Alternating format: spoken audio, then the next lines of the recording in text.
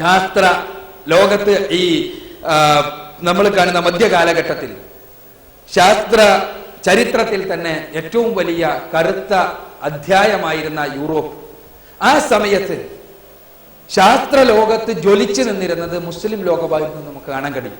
മുസ്ലിം ലോകം എന്ന് പറയുമ്പോൾ അന്ന് ഇസ്ലാമികമായ ഭരണ സംവിധാനം ഉണ്ടായിരുന്ന, ഇന്ന് നമ്മൾ അറേബ്യയിലും അതിന്റെ ചുറ്റുപാടുമുള്ള പ്രദേശങ്ങളിലും ആ സ്ഥലങ്ങൾ ശാസ്ത്രരംഗത്ത് ഓരോ ശാസ്ത്രശാഖയുടെയും ബീജങ്ങൾ, ആ ബീജങ്ങൾ മുളപ്പിച്ചത് മുസ്ലിം ലോകത്തായിരുന്നു എന്നുള്ള വസ്തുത ശാസ്ത്ര ചരിത്രകാരന്മാർക്ക് ഒരിക്കലും നിഷേധിക്കാൻ കഴിയില്ല. നിങ്ങൾ പരിശോധിച്ച് നോക്കുക, ശാസ്ത്ര ചരിത്രകാരന്മാർക്ക് ഒരിക്കലും നിഷേധിക്കാൻ സാധ്യമല്ല. എന്തുകൊണ്ട് മുസ്ലിം ലോകം ശാസ്ത്രത്തെ പ്രോത്സാഹിപ്പിച്ചു? അതല്ലെങ്കിൽ അന്ന് ശാസ്ത്രം എന്ന് പറഞ്ഞാൽ ഇന്നത്തേതുപോലെ നമ്മളത് മനസ്സിലാക്കേണ്ടതുണ്ട്. ശാസ്ത്രീയ ഗവേഷണങ്ങൾ ഇന്നത്തേതുപോലെ സമ്പത്ത് ലഭിക്കുവാനുള്ള, പണം കിട്ടുവാനുള്ള ഒരു ഏർപ്പാടേ അല്ല. ചെലവ് മാത്രമുള്ള, ഒരാൾക്ക് ഉത്തരവാദിത്തങ്ങൾ മാത്രമുള്ള ഒരു ഏർപ്പാട്.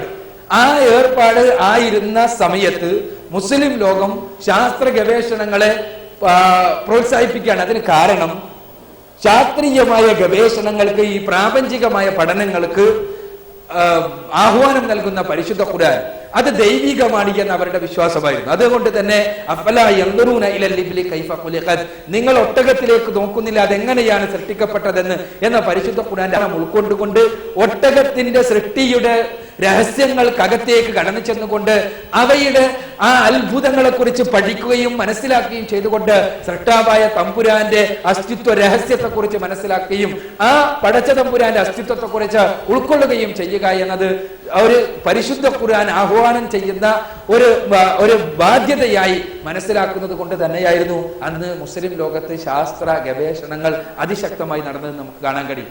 ഇവിടെ ഇത് ഒരു മുസ്ലിം സാക്ഷ്യമല്ല, പരിശുദ്ധ ഖുർആന്റെ അനുയായികൾ മാത്രം പറയുന്ന കാര്യമല്ല, മറിച്ച് ജോനാഥൻ ഗ്രപ്പർ, അദ്ദേഹം ഇപ്പോ ഈ 2001 പ്രസിദ്ധീകരിക്കപ്പെട്ട ഒരു സീരീസിന്റെ എഴുത്തുകാരനാണ്. അദ്ദേഹം ഇസ്ലാം എംപയർ ഓഫ് ഫെയ്ത്ത് എന്ന പേരിൽ ഒരു ഡോക്യുമെന്ററി പുറത്തിറക്കിയിട്ടുണ്ട്. ഡോക്യുമെന്ററിയാണ് അത്, 1 മണിക്കൂറോളം നീളമുള്ള ഒരു ഡോക്യുമെന്ററി. ഇസ്ലാമിനെ കുറിച്ച് ഒരു ഓറിയന്റലിസ്റ്റിന്റെ പഠനമാണ്. ആ പഠനം അദ്ദേഹം അതിൽ പറയുന്നത്, in the unfolding of history Islamic civilisation has been one of humanity's grandest achievements. For the best much of the history of Islam has been obscured behind a veil of fear and misunderstanding. Yet Islam's hidden history is deeply and surprisingly interwoven with Western civilization. It was they, Muslim scholars, who sowed the seeds of Renaissance 600 years before the birth of Leonardo da Vinci. From the way we heal the sick to the numerals we use for counting, cultures across the globe have been shaped by the Islamic civilization. ഇത് ഒരു അമുസ്ലിമിന്റെ, ഇസ്ലാം സ്വീകരിക്കാത്ത വ്യക്തിയുടെ സാക്ഷ്യപാടെന്ന് നമ്മൾ മനസ്സിലാക്കണം. അദ്ദേഹം പറയുന്നത് എന്താണ്? മാനവരാശിയുടെ മഹത്തായ ചരിത്രം ചുരുൾ നിവർത്തപ്പെടുമ്പോൾ ഇസ്ലാമിക സംസ്കാരം മാനവരാശിയുടെ മഹത്തായ നേട്ടങ്ങളിൽ ഒന്നാണെന്ന് ബോധ്യമാകും. പാശ്ചാത്യരെ സംബന്ധിച്ചിടത്തോളം ഇസ്ലാമിക ചരിത്രത്തിന്റെ മിക്ക ഭാഗവും ഭയത്തിന്റെയും തെറ്റിദ്ധാരണയുടെയും മൂടുപടത്തിന് പിന്നിലാണ്. എങ്കിലും ഇസ്ലാമിന്റെ അറിയപ്പെടാത്ത ചരിത്രം പാശ്ചാത്യ സംസ്കാരവുമായി അഗാധമായി തന്നെ ഇഴചേർക്കപ്പെട്ടിരിക്കുന്നു. ലിയാനോഡോ ഡാവിഞ്ചിക്ക് 600 വർഷങ്ങൾക്ക് മുമ്പ് തന്നെ അവരാണ്, അഥവാ മുസ്ലിം ബുദ്ധിജീവികളാണ് നവോത്ഥാനത്തിന്റെ വിത്തുപാകിയത്. രോഗികളെ സുഖപ്പെടുത്തുവാൻ നാം സ്വീകരിക്കുന്ന രീതി മുതൽ എണ്ണാൻ നാം ഉപയോഗിക്കുന്ന അക്കങ്ങൾ വരെ ഭൂഗോളത്തിന് ചുറ്റുമുള്ള സംസ്കൃതികൾക്കെല്ലാം രൂപം നൽകിയത് ഇസ്ലാമിക സംസ്കാരമാണ്. ഇത് ജോനാഥൻ ഗ്രപ്പറുടെ അദ്ദേഹത്തിന്റെ സാക്ഷ്യമാണ്. അതേപോലെ തന്നെ ജോർജ് റാഫേൽ, നമ്മൾ ഇന്റർനെറ്റ് ഉപയോഗിക്കുന്നവരാണ്, www.salon.com എന്നുള്ള സൈറ്റിൽ പോയാൽ ആ ജോർജ് റാഫേലിന്റെ അദ്ദേഹത്തിന്റെ ഒരു വെബ്സൈറ്റ് നമുക്ക് ലഭിക്കും. A is for Arabs എന്നുള്ള ആ ഹെഡിങ്ങിൽ നമ്മൾ പോയാൽ നമുക്ക് ഈ കാര്യം വായിക്കാൻ കഴിയും. From algebra and coffee to guitars, optics and universities, the West owes to the people of the crescent moon. A millennium ago, while the West was shrouded in darkness, Islam enjoyed a golden age. Lightning in the streets of Cordoba, when London was a barbarous pit. Religious tolerance in Toledo, while pogroms raged from York to Vienna. As custodians of our classical legacy, Arabs were midwives to our Renaissance. Their influence, however alien it might seem, has always been with us, whether it's a cup of steaming hot dough or the algorithms in computer program. ഇതാണ് George Rafale പറയുന്നത്. Algebra മുതൽ കാപ്പിയും ഗിത്താറും പ്രകാശശാസ്ത്രവും സർവകലാശാലകളും വരെ പാശ്ചാത്യ ലോകം ചന്ദ്രകലയുടെ ലോകത്തെ ജനങ്ങളോട് കടപ്പെട്ടിരിക്കുന്നു. 1 സഹസ്രാബ്ദത്തിന് മുൻപ് പടിഞ്ഞാറ് ഇരുളിൽ മുങ്ങിക്കിടന്നപ്പോൾ ഇസ്ലാം ഒരു സുവർണ കാലം ആസ്വദിക്കുകയായിരുന്നു. ലണ്ടൻ കാടത്തത്തിന്റെ ഗർത്തത്തിലായിരുന്നപ്പോൾ കോർദോവയുടെ തെരുവുകൾ പ്രകാശമാനമായിരുന്നു. യോർക്ക് മുതൽ വിയന്ന വരെയുള്ള സ്ഥലങ്ങളിൽ മതത്തിന്റെ പേരിലുള്ള കൂട്ടക്കൊലകൾ സംഹാരതാണ്ഡവമാടിയപ്പോൾ ടോലഡോ മതസൗഹാർദ്ദത്തിന്റെ പ്രതീകമായി നിലകൊണ്ടു. നമ്മുടെ ശ്രേഷ്ഠ പാരമ്പര്യത്തിന്റെ സംരക്ഷകൻ എന്ന നിലക്ക് അറിവുകളായിരുന്നു നമ്മുടെ നവോത്ഥാനത്തിന്റെ സൂതികർമ്മിണികൾ. എത്ര തന്നെ വൈദേശികമാണെന്ന് തോന്നിച്ചാലും ഓരോ കപ്പ് ആവി പറക്കുന്ന ചുടുപാനീയത്തിലും മുതൽ കമ്പ്യൂട്ടർ പ്രോഗ്രാമുകളുടെ അൽഗരിതത്തിൽ വരെയുള്ള സകല ങ്ങളിലും അവരുടെ സ്വാധീനം നമ്മോടൊപ്പം ഉണ്ടായിരുന്നു.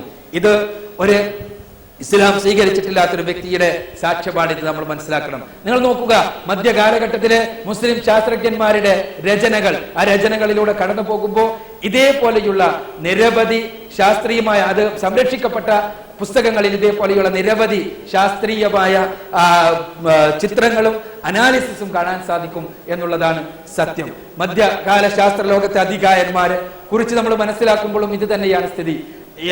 ഈ മധ്യകാലത്തുള്ള ശാസ്ത്രലോകത്തെ അധികായന്മാർ അഥവാ ആ മധ്യകാലഘട്ടത്തിലെ ശാസ്ത്രലോകത്തെ ഓരോ ശാസ്ത്രശാഖകളും എടുത്ത് പരിശോധിച്ചാൽ ആ ശാസ്ത്രശാഖകളുടെ പിതാക്കന്മാരായിരുന്നു ആരായിരുന്നു എന്ന് ചോദിച്ചാൽ, അക്കാലഘട്ടത്തിൽ ശാസ്ത്രം പ്രോത്സാഹിപ്പിക്കപ്പെടാതിരുന്ന അക്കാലഘട്ടത്തിൽ ആ മധ്യകാലഘട്ടത്തിൽ മാത്രം ഉയർന്നു നിൽക്കുന്ന ശാസ്ത്രത്തിന്റെ വെളിച്ചം നമുക്ക് കാണാൻ സാധിക്കുകയാണ്. നിങ്ങൾ ചിന്തിച്ചു നോക്കുക, വൈദ്യശാസ്ത്ര നിയമങ്ങളെ കുറിച്ച് പറയുമ്പോൾ ഇന്നും ശാസ്ത്രജ്ഞന്മാർക്ക്, വിശഗ്വരന്മാർക്ക്, ഡോക്ടർമാർക്ക് വിസ്മരിക്കാൻ, ഒഴിവാക്കി വെക്കാൻ സാധ്യമല്ലാത്ത കാനൂൻ ഫിത്തിബ് എന്ന ഗ്രന്ഥത്തിന്റെ കർത്താവ്, വൈദ്യശാസ്ത്ര നിയമങ്ങൾ വിശദീകരിക്കുന്ന ആ പുസ്തകത്തിന്റെ കർത്താവ് ഇബ്നു സീന, പാശ്ചാത്യർ അദ്ദേഹത്തെ വിളിക്കുക അവിസ്സന്ന എന്നാണ്.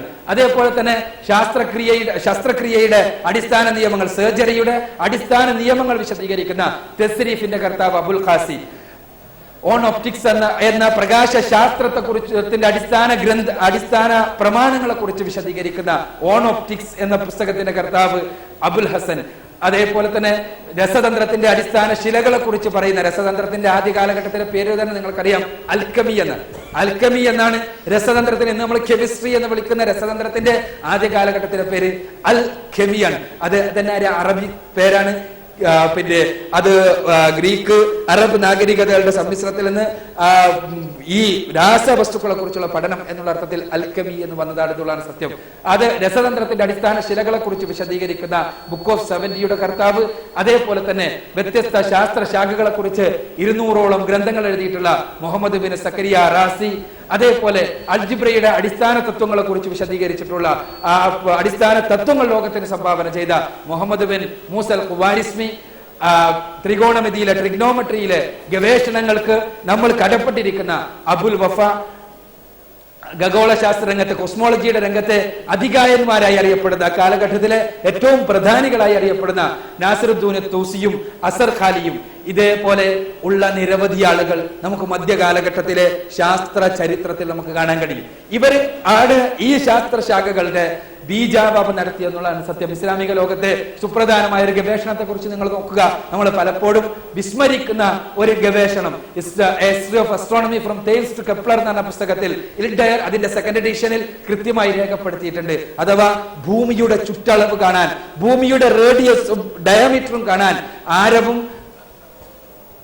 അതേപോലെ തന്നെ ഡയാമീറ്ററും കാണാൻ വേണ്ടി അന്ന് നടന്ന, അഥവാ ഖലീഫ മഅ്മൂന്റെ കാലഘട്ടത്തിൽ നടന്ന ഒരു മഹാ ഗവേഷണത്തെ കുറിച്ച്, ഈ അസ്ട്രോണമിയുടെ ചരിത്രത്തെ കുറിച്ച് വിശദീകരിക്കുന്ന ഇൽഡയറിന്റെ പുസ്തകത്തിൽ സൂചിപ്പിച്ചിരിക്കുകയാണ്. നമ്മളത് ആധുനിക യൂറോപ്പിന് കൽപ്പിച്ചു കൊടുക്കാറുള്ള പല കാര്യങ്ങളിൽ ഒരെണ്ണമാണ് ഭൂമിയെക്കുറിച്ചും ഭൂമിയുടെ ഗോളാകൃതിയെക്കുറിച്ചും അതിന്റെ റേഡിയസിനെ കുറിച്ചും അതിന്റെ ചുറ്റളവിനെ കുറിച്ചും എല്ലാം പഠിക്കുവാൻ വേണ്ടിയുള്ള ശ്രമങ്ങൾ എന്നുള്ളത്. നിങ്ങൾ ചിന്തിച്ചു നോക്കുക, അത് ആ പുസ്തകത്തിൽ അദ്ദേഹം വിശദീകരിക്കുന്ന കാര്യങ്ങൾ പ്രപഞ്ചവുമായി തുലനം ചെയ്യുമ്പോൾ വളരെ ചെറിയ പരിമാണം മാത്രമുള്ള ഒരു ഗോളമാണ് ഭൂമി എന്ന വസ്തുത ഏതോ വിധത്തിൽ അറേബ്യൻ പണ്ഡിതന്മാർക്കിടയിൽ അനിഷേധ്യമായ സ്വീകാര്യത നേടിക്കഴിഞ്ഞിരുന്നു.